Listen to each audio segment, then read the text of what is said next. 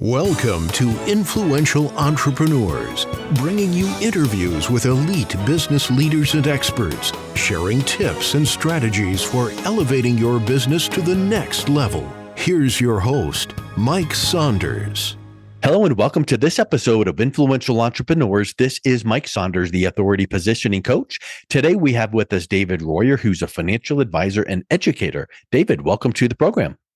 Thank you, Mike, and I appreciate the invite. You are welcome. I followed your work for years, and I appreciate you coming on. It's a real pleasure to get to know you and meet you. Before we get into your platform for how you serve the communities and the consumers that you work with, give us a little bit of your story and your background and how you got into financial services in the first place. Well, gosh, that's a long story, Mike. Right.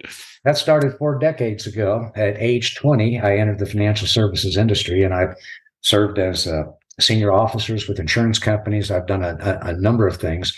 But beginning in 2002, I focused most of my energy on qualified plans, IRAs, 401ks, 403bs, et cetera. And I watched those plans from 2002 through this past year, 2022, grow from $17 trillion to close to $37 trillion. So that's approximately $1 trillion a year. So that's what got my attention, and I focused my energy. My goal was to become an expert and an authority in that area, and hopefully I managed that. You know, it sounds like that Malcolm Gladwell book talking about 10,000 hours. You know, you need to be focused on one thing for 10,000 hours to be a true expert. And also it reminds me of the Bruce Lee quote where he says, I don't fear someone that knows 10,000 punches. I fear someone that knows one punch and has practiced it 10,000 times. So all of that revolves around your, leading up to constantly and never ending improving yourself, learning about these things. And you've got a best-selling book, Top 10 IRA Mistakes and How to Avoid IRA Tax Traps. So talk a little bit about that book and what readers will learn in that concept. Well, I wrote that book, Mike, based on a very simple premise. The IRS has given owners of IRAs, 401ks, and other types of qualified retirement plans and their beneficiaries very complex rules and guidelines that must be followed to avoid additional taxes and additional penalties. And Mike, these penalties can be up as high as 25% on top of the taxes. But it occurred to me, they need a little bit of help to navigate those rules. And so that's what prompted me to write the book, Top 10 IRA Mistakes. I always love when I hear people that have said, I've done the hard work, the heavy lifting, and I've researched this. Let me just give you the high level points. So it's like, the top 10 mistakes, let me know about that. So obviously we don't have 4.5 hours to talk through all of these 10, but give us the high level. What are some of the low hanging fruit that people typically would not think of? Like, oh, I've heard that one mistake. Yeah, I've heard that before. What are a couple that maybe are the below the surface that people haven't heard of that make a big impact? Okay, well, let me start with the Secure Act of 2019 and 2022, a very important piece of retirement legislation. And it really changed the landscape in terms of beneficiaries' rights, when you must start taking required minimum distributions. And it's very easy to miss those dates. One of the chapters in the book is devoted to missing a required minimum distribution. So, Mike, people that own qualified plans, they have to begin to take their distributions no later than April the 1st of the year following the year in which they turn age 73.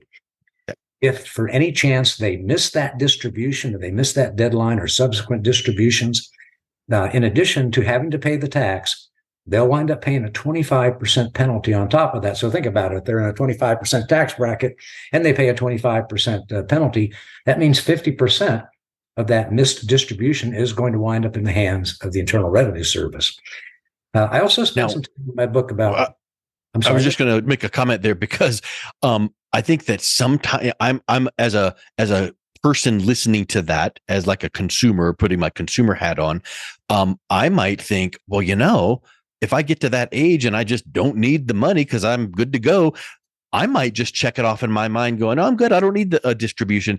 But there's that R word that is in their required distribution. So that's a huge thing that you just mentioned. It's not just a recommendation. It's a mandate. You have to do this certain distribution at that certain age. And if you don't, that's a hefty penalty. Yes, it is. And, unfortunately, a lot of people really are not being properly counseled about that. They're making that mistake and they are paying those penalties. A couple other things that I get into in the book, not properly designating beneficiaries. So, Mike, another issue I've noticed is people not properly designating beneficiaries. I get calls from advisors all the time finding out that somebody passed away and their IRA or 401k got paid out to their ex-spouse. And people just don't get around to changing those beneficiaries. But here is a really big one, and that's not knowing the IRA and 401k rollover rules. People, Mike, they roll their IRAs or they roll their 401ks, 403bs, and TSPs typically into an IRA so that they can take control of that when they're no longer employed and no longer making contributions and no longer getting company matching funds. But the rules are extremely specific about how those rollovers must take place. The mistake a lot of people do is they do what's called an indirect rollover, which means the current custodian, maybe it's their 401k custodian, sends them a check, they cash the check, and then within the 60-day deadline, they write a new check into an IRA. Well, that's fine. But you can only do that indirect rollover one time per year. So I'll give you an example. John, I'm going to use John, had two IRAs, one for $50,000, one for $250,000. In January, John did a rollover of one of his IRAs, the $50,000, rolled it over to a new custodian. He got the check, cashed the check, and wrote the check within that 60-day deadline to the new custodian. That was okay. Well, John kind of liked that, and he preferred the new custodian. And so about 2 months later, he did the same thing with his $250,000 IRA. He had them send him a check. He cashed it and wrote a check to the same custodian. Well, guess what? He just broke the two indirect rollovers in the same year rule, and he had to pay taxes on that entire $250,000. And it's like, the question I asked before, which is, well, it seemed to me if I don't need the money, then I'm good to go. But you don't know these things. It's like when you play chess and you make a move and leave your finger on it. You need to look around and make sure that's the right move. And then you take your finger off and okay, good. Now my move is set. Well, before you make these kinds of moves, you better check with a qualified, well-educated financial professional so that they are able to say, yeah, that would make sense. Or no, hold on. There's this rule that you have to. So don't just do what John did, quote unquote. Make sure that you're getting advice from a qualified retirement specialist. So that's a huge trap that you just mentioned. Mike, it's interesting that you said that. I was interviewed for the cover story feature article in Money Magazine, and the name of the article was "The One Retirement Move You Must Get Right." And when they interviewed me, the question they asked me was, when somebody's planning to do a rollover from a 401k, 403b, TSP to an IRA, do they really need the help of a well-trained advisor? And my answer was absolutely. If you make one mistake, if you run afoul of these rules, you're going to wind up paying additional taxes and very large penalties. Because there's no do-over. It's not like once it's triggered, you go, oh, okay, yeah, I'll just do it over. Nope. It's done, it's live, and it's not like you wrote it in with pencil. It is permanent ink. So I think that's a huge piece.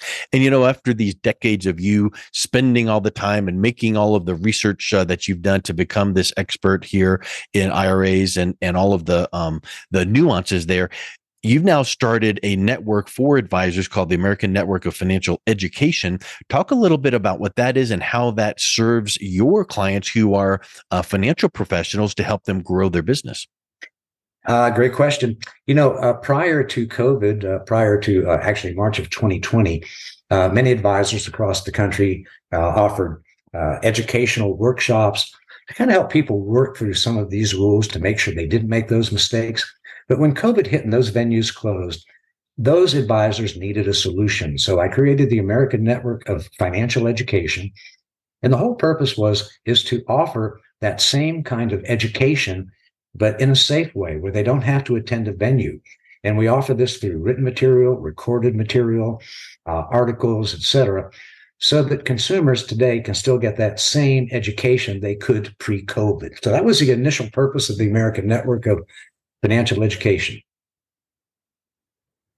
And then how does that help the advisors that you work with? What is it that what service are you providing to advisors to help them grow their business? Well, first of all, they become a member of the American Network of Financial Education. And Mike, many of the advisors are using my book to help educate consumers so that they don't make these mistakes. The informed consumer is going to do well. The misinformed or uninformed consumer is the one most likely to make these mistakes. And so I work with agents literally from Massachusetts to Honolulu, advisors that know these rules and that are using my book to help educate consumers. Yeah, and I think that's a huge piece is if you can associate with people that are well respected, then all of a sudden you are borrowing the trust and credibility from that person. The prospective client that the advisor is working with, they're viewing that advisor not as a salesperson, but as a trusted advisor because they're educating them. They're not pushing a product. They're saying, hey, here's this book. You need to take a look through this because there's some powerful concepts. So talk a little bit about how that helps the advisor with some of those good educational resources so that helps them bring in new clients. Well, in addition to being a third-party influence, Mike, I want to mention the fact that the majority of the $37 trillion that's in America's retirement funds is at risk in the market, over 80%. And one of the things that I teach advisors to educate their consumers about is there are really three primary custodians of qualified plans or qualified retirement plans in this country, and that would be Wall Street, banks, and insurance companies. And obviously, Wall Street offers the greatest level of uncertainty. There's no federal bailout. When you lose your retirement savings, you've lost it. And currently, retirees and pre-retirees are concerned about the lack of stability in the market, and many have taken substantial losses.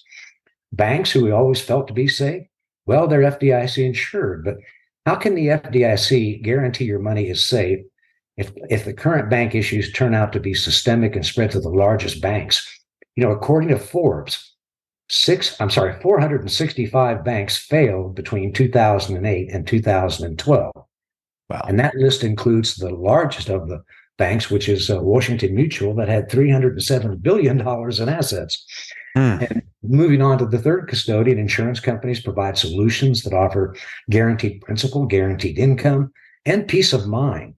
And they're inherently stable because of the statutory reserve requirements, reinsurance reserve requirements, and the mandatory membership in the Guarantee Association. So an interesting number, during that same period of time between 2008 and 2012, when 465 banks failed, only 3 annuity providers failed during that same period of time. Wow. That's a staggering statistic because for those of us that lived through that time period, it was like too big to fail. And look at this financial institution. And they were the big, heralded, respected names from decades and decades. But to have that disparity between those banks and then annuity companies, that gives a little bit of a warm and fuzzy feeling of credibility to that section, right? Absolutely. I think one of the biggest problems today in America's retirement accounts is having too much risk. There's nothing wrong with the market. And I'm not saying people shouldn't invest in the market. I have nothing against stocks, bonds, or mutual funds. When you're in your 20s, when you're in your 30s, and even into your late 50s, and you have time, if the market does correct, you have time for it to grow back. But once you get past 60 and getting closer to age 65, the situation becomes more critical because you may not have time to watch the market grow back. So too much risk, I think, is probably the biggest issue facing consumers today. If they're in 401ks, 403bs, TSPs, 457 plans, et cetera, almost all of that money is invested in at risk in the market. So one of the things that I teach to advisors and that they can pass on to consumers is when you hit a certain age, you need to start preserving some of that money that you've made in the market. Take some of those chips off the table, as it were. And when you get even to a more advanced age, for example, at age 73, when you have to start taking out distributions, well, guess what happens? If your money's in the market and you're taking out distributions and the market drops, guess what else drops? Your income, because that's based on the amount of money in your qualified plan. So risk to me is the biggest risk facing American savers today. That's a huge point. And I think that I like how you say stocks, bonds, mutual funds, Wall Street, the market, whatever you want to phrase in that, they're not evil. It's just all in due time, all at the right place. So at certain ages, good, have that in there. You've got more runway. But when you get to a certain age, so I think that that's a nice connection there. And having the guaranteed income with no risk of loss is huge. And I want to kind of take that one step further and have you comment on this. If and when people now rebalance their portfolio at a certain age to make sure that they've got all that risk taken care of and guaranteed returns, what does that do to their mental state of peace of mind, of sleeping at night kind of a thing? Because now it's like, I don't need to worry about watching the news when everything tanks or ups and downs and all around, because I know that my money is safe. Well, I'll tell you, it's better than a sleeping pill. Because when you go to sleep at night, you don't wake up in the morning, get on your cell phone before you get out of bed and see how your investments are doing, because you know that they're safe. Yeah. Just as importantly, most people at retirement, they live longer and they live happier if they have a guaranteed income for life. And one thing that the market and Wall Street cannot do is guarantee the income, because they cannot guarantee the principal. Right. So when you reach that age where you're being forced to take out distributions, or you choose to take out distributions, whatever that income is, I think if you ask most people, Mike, they'll tell you they want that income guaranteed, and you can't get that on Wall Street, and you can't get that from banks. 100%. You want to sleep better at night. You want to have that pit in the bottom of your stomach go away. And once that is done, I'll bet that we could find some research that shows, wow, longevity and lifespan has been increasing over the years anyway, because we're taking better care of ourselves. We're exercising more. We're eating better. Medicare or medical coverages are better these days. But if you add that last factor in that you just described, I'll bet you that adds just a little bit more there to that lifespan, because people aren't having that extra stress and worry. So what a nice tangible effect that has in securing and making sure that your portfolio is going to always perform safely for you. Totally agree. I believe that people that are having to, look at their stock account holdings every morning, they're not enjoying life. Yeah. They're worried about taking a loss. And you know what I like in that too? It's kind of like getting laid off.